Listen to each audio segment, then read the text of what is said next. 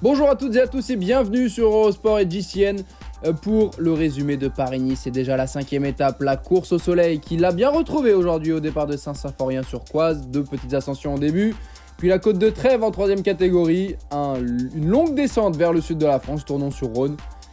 Et l'arrivée vers Saint-Paul-Trois-Châteaux, cette bifurcation sur la gauche, le col du Dev, qui sera un sprint intermédiaire, la côte d'Alérac en 3e catégorie, l'arrivée à Saint-Paul-Trois-Châteaux. Dernière opportunité pour les sprinteurs, à moins que les baroudeurs parviennent à tirer leur épingle du jeu. Et bien malheureusement non, car l'échappée, il n'était que 2. Jonas Gregard-Wilsli, cet homme à poids. Le meilleur grimpeur de ce Paris-Nice était accompagné de Sandy Dujardin, mais très tôt repris. Le peloton qui va se disputer les bonifications, 6, 4 et 2, Arnaud Démarre qui emmène David Gaudu. Et les Français qui vont prendre 6 et 4 secondes devant Pogacar.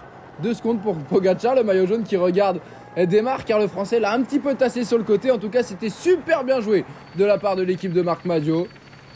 On approche de la dernière difficulté du jour. C'est monté à un bon train, mais sans aucune attaque.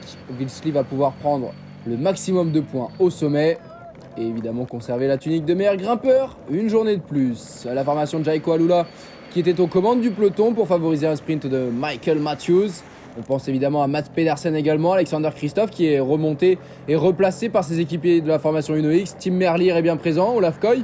Tous les sprinteurs sont là, ce sera un sprint royal à Saint-Paul-Trois-Châteaux, mais ça s'étire quand même à l'arrière. Il faut être bien présent dans la boule, alors que sous la flamme rouge, un nouveau rond-point, il faut être prudent, surtout avec ces aménagements urbains sur le côté. C'est pas passé loin pour certains coureurs, notamment un de la formation AG2R Citroën, et c'est Ben Swift qui accélère le coureur d'Ineos qui est parti. Attention dans le dernier kilomètre, il ne faut pas le laisser filer. Mais c'est bien maîtrisé par la formation Jumbo-Visma justement, avec Mats Pedersen en 2e position. On retrouve Olaf Koy, Sam Bennett qui est remonté. Max Canter, Tim Merlier est un petit peu loin. Et le sprint est lancé par Mats Pedersen face à Olaf Koy. Mats Pedersen ou Olaf Koy, le jeune néerlandais de la Jumbo-Visma, qui semble prendre le dessus et qui va aller s'imposer aujourd'hui à Saint-Paul-Trois-Châteaux. Olaf Koy, très souvent placé depuis le début de saison, qui décroche évidemment un succès prestigieux sur les routes de Paris-Nice. Félicité par ses équipiers. Évidemment, il y a Jonas Vingegaard dans l'équipe, mais il y a aussi Olaf Koy. Depuis le début de saison, c'était 4e et 2e sur Paris-Nice, 4e, 2e et 4e sur l'UAE Tour, 2e sur le Tour de Valence. Il avait évidemment remporté le chrono par équipe sur ce même Paris-Nice du côté de Dampierre en Burly, mais aujourd'hui c'est un succès personnel devant Pedersen et Tim Merlier qui a fait un énorme fin de sprint. Brian Cocard prend la 6e place. On notera également le top 5 de Max Canter, très souvent placé. Kisbol est 10e, Hugo Page 9e.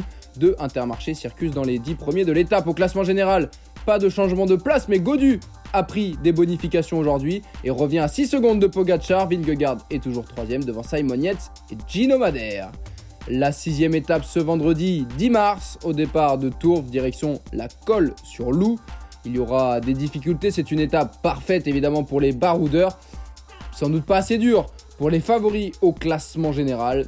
Regardez un premier passage à la Colle sur Loup, on montrera la côte de la Colle sur Loup. Tourette sur Loup, le sprint intermédiaire encore une fois avec 6, 4 et 2 secondes de bonification, puis on redescendra à la Colle sur Loup. Ça promet évidemment du spectacle, ce sera à suivre sur les antennes d'Eurosport et de JCN.